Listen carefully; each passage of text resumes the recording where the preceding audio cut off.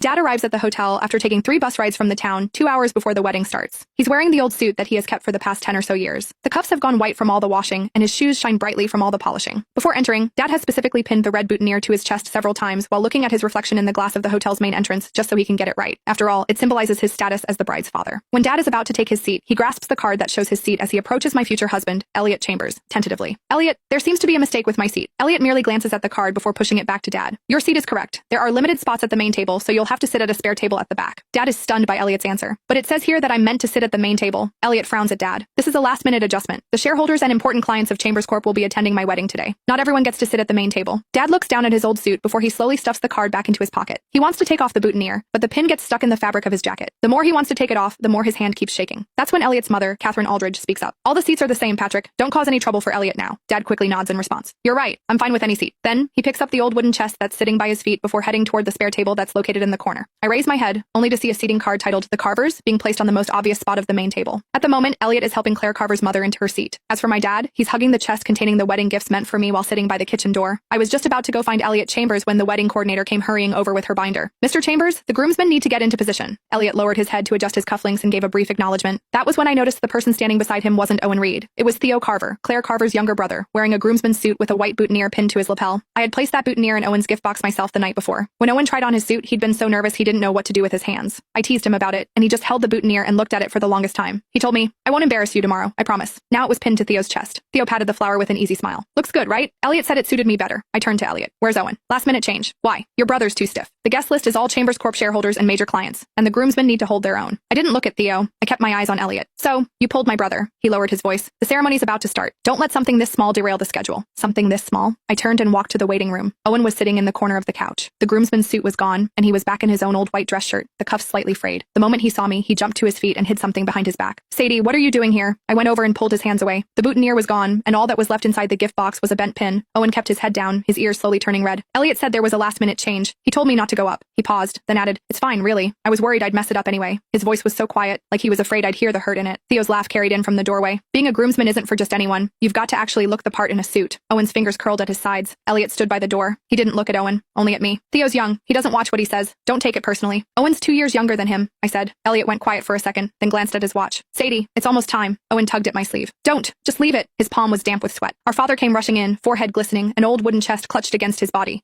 He'd pulled the red flower off it and tucked it into his pocket so only a sliver of crimson peeked out. Sadie, did Owen cause trouble again? Owen shook his head quickly.